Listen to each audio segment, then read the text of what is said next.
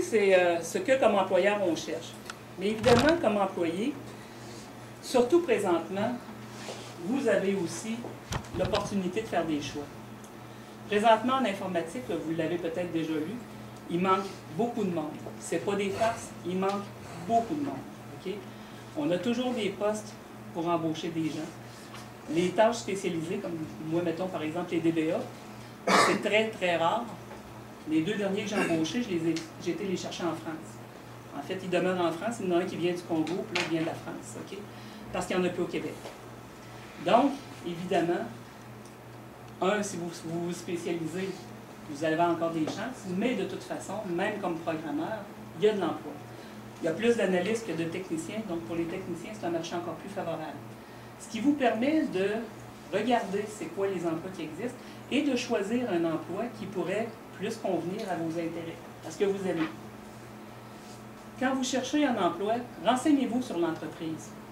Est-ce que c'est une grosse, petite entreprise? C'est quoi les conditions de travail? Vous regardez le site web de l'entreprise, vous regardez les journaux, si vous connaissez des gens qui travaillent là. Ça vous donne des bonnes indications. Okay? Magasinez, puis même quand on vous offre un emploi, négociez. Il n'y a pas juste le salaire qui compte. Okay? Donc, vous négociez vos emplois. Excusez, il y a quelqu'un qui m'appelle.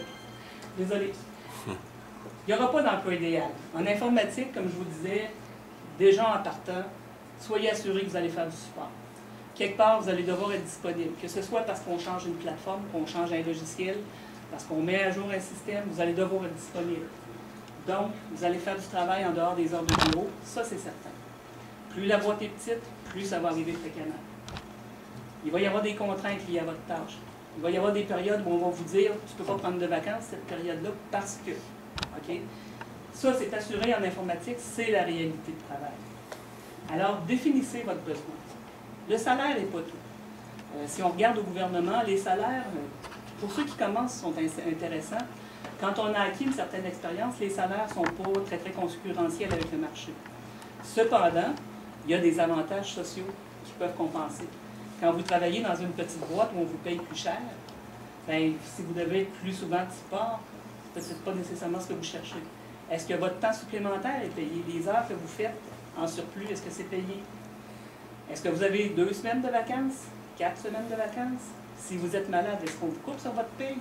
C'est toutes des choses qu'il faut négocier quand vous allez chercher un emploi. Okay? Évidemment, la disponibilité qu'on exige de vous. Si vous devez vous promener 365 jours par année avec une pagette, ou une fois, une semaine sur 6, c'est pas la même chose. Okay? Le milieu de travail, la ligne d'affaires, est-ce que ça vous intéresse de travailler pour une pharmacie si vous préférez travailler pour un avocat? Préférez-vous travailler pour Valcartier dans la recherche ou si vous préférez travailler à Revenu Québec dans les systèmes d'impôts? Il faut avoir aussi de l'intérêt pour le travail qu'on fait. Évidemment, les possibilités d'avancement. Il y a des endroits où vous êtes technicien puis vous allez rester technicien toute votre vie. Il y a d'autres places où vous pouvez progresser. Technicien principal, analyste. Donc, ça devient intéressant aussi, tant sur le niveau de la tâche que vous avez à faire qu'au niveau salarial. Les avantages en milieu de travail, évidemment la localisation, où est-ce que l'emploi est situé, les loisirs qu'il y a autour, les facilités. Okay?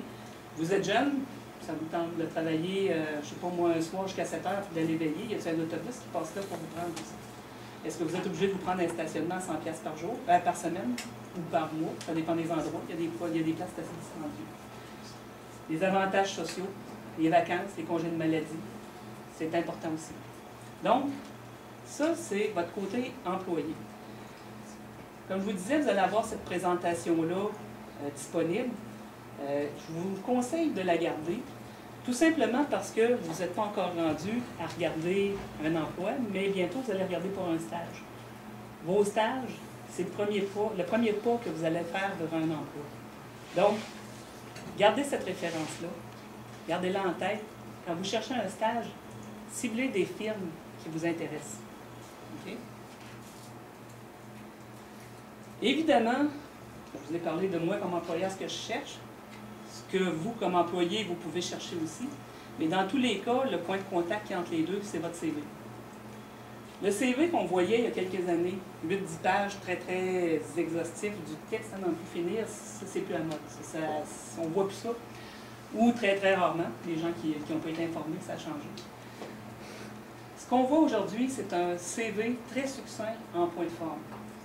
Vous êtes en technologie, OK? Donc, vous faites un CV qui va refléter vos connaissances technologiques, mais aussi vos compétences. Dans quoi vous êtes bon?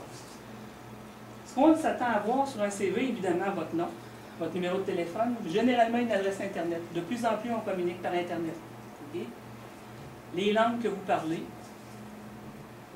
et vos compétences. Mais là, quand je parle de compétences, c'est une synthèse. Je suis bon en gestion, je suis bon en programmation, je suis bon en optimisation ou bonne en optimisation de code, en performance. Je suis spécialisé en base de données. Les compétences, en quoi vous vous démarquez des autres. Okay? Il faut qu'on retrouve aussi vos connaissances techniques. Comme je vous disais, vous les écrivez. Vous programmez en C# sur une plateforme Windows. C'est intéressant de le savoir. Pas parce qu'on cherche quelqu'un qui va travailler avec du C# sur une plateforme Windows, parce qu'on cherche quelqu'un qui connaît les environnements Windows, tout simplement. Le C# est un langage de programmation qui nous montre que vous avez programmé dans quelque chose qui est connu, mais c'est tout. Cependant, il est intéressant qu'on sache dans quel contexte de travail vous êtes habitué d'évoluer pour qu'on vous mette dans un contexte de travail qui est similaire. Okay? Évidemment, ensuite, on retrouve vos expériences détaillées. Là, vous allez dire ce que vous avez fait. Quel employeur vous étiez, ce que vous avez fait. Okay? Ensuite, votre formation, votre scolarité, là où vous avez étudié.